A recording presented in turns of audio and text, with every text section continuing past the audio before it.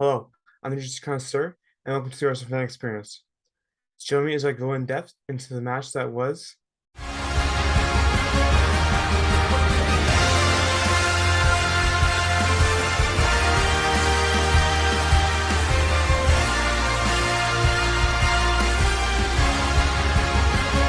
And as we begin my analysis today, I shall begin by addressing the fact that Arsenal are still at the top of the Premier League, and as they go into this match today against Liverpool, you would think that both teams would be on the opposite end of the table, but no, it is the Gunners who are truly at the top, while Liverpool have mightily struggled of late, having gone into this match with a draw against Brighton and Hove Albion, 3-3 draw, and also having a game in the Champions League against Rangers. Arsenal obviously won the North London derby last week, and they went on to win against Bodo Glimt in the Europa League, which is a nice confidence booster. But as we look at the starting 11 for Arsenal today, no as Alexander Zinchenko or Kieran Tierney, but Takahiro Tomiyasu gets his chance at left back. It'll be interesting to see if he plays there again. But just to have that much depth at their in their possession is incredible, and that doesn't get talked about enough for us and how much depth they've created uh, and they have in their team is truly a, a, a nice sight to see. And as we get into it now, right away it appeared that Liverpool was unprepared for this match. They didn't really look to be really taking it seriously when Arsenal are a legitimate threat, and that really came to backfire them, as while they had position to start, they easily gave it away, and Arsenal was able to get on the counter attack, which they are uh, deadly on, and Bukayo Saka was able to put in a great through ball for Gabriel Martinelli. But how can I fail to mention the horrendous defending by Trent Alexander-Arnold, who stood flat-footed and oblivious to the Saka's pass coming in, and Martinelli is easily able to get past Alexander-Arnold. He may have been aided by um, VAR in his eventual goal to give Arsenal 1-0 lead, but I really didn't see anything wrong with that goal. It was a great passing play, and obviously Arsenal starts out with a 1-0 lead. And after that first goal, Liverpool seemed to have woken up, and specifically, they really started to uh, uh, suppressing Arsenal, who had a new and characteristically amazing start. And with that being said, Luis Diaz would end up trying in his attempt to trying to stop Martinelli from getting the ball, which was a point of contention for all Liverpool today. Martinelli was just unstoppable. Luis Diaz would get a yellow card, while later in the match he would have his chance of his own near the 30th minute after a Darwin Nunez header was pushed away by Ramsdale.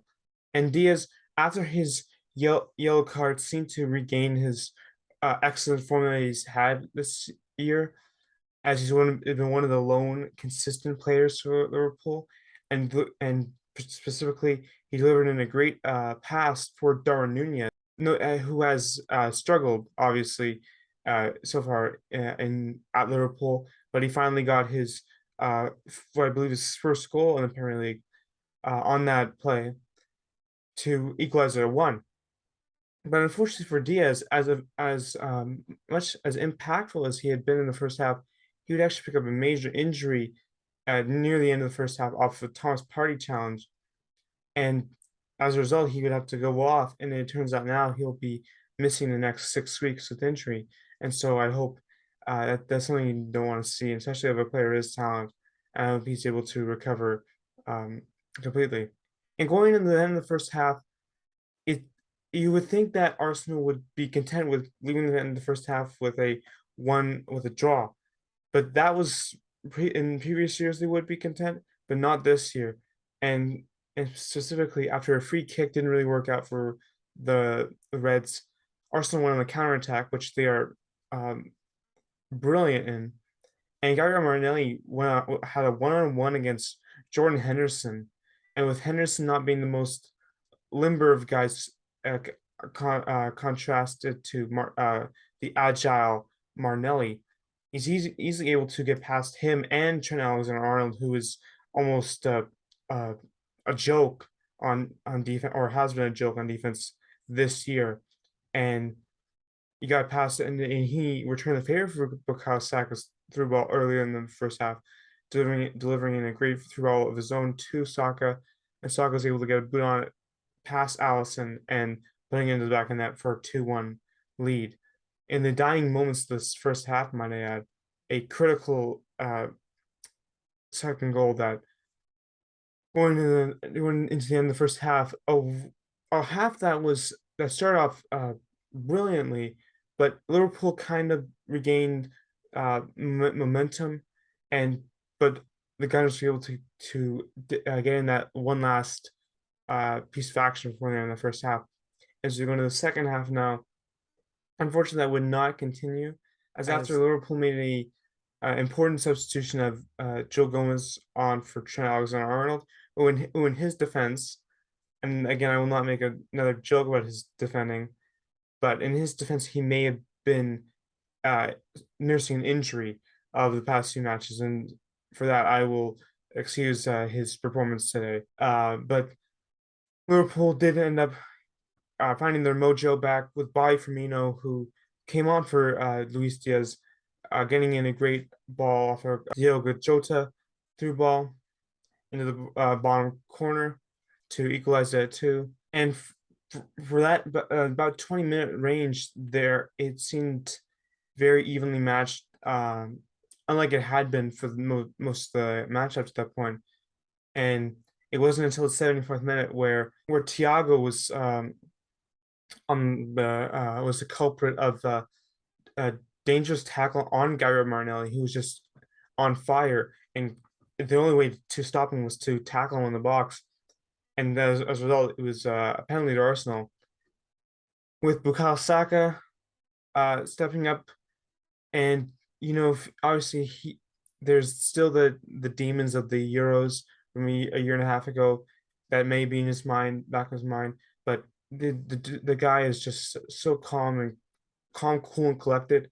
And when he stepped up, he easily put it past Allison to give Arsenal a 3-2 lead. And after that third goal for Arsenal, Liverpool seemed deflated, and they were really uninspired for the second half, with the exception of, and it didn't help that prior to that play, Liverpool stepped on Fabinho for Mo Salah, a substitution they would probably like to take back, considering Salah could have added some much needed energy to getting a tying goal. But that's something that Jota and Firmino aren't as accustomed to. Even then, Salah was already defended very well by likes of William Saliba and Ben White throughout the match, and thus probably would not have ended up doing anything.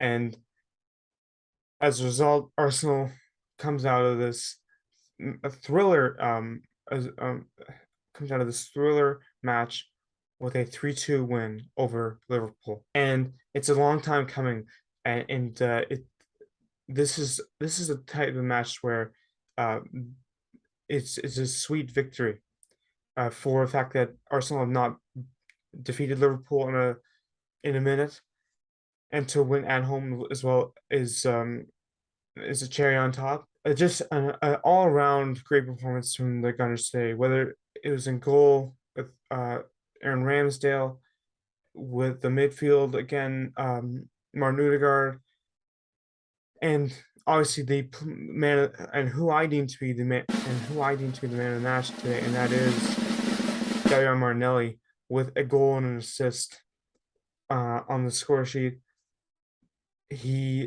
is he was just on another level. There's really no other way to describe it.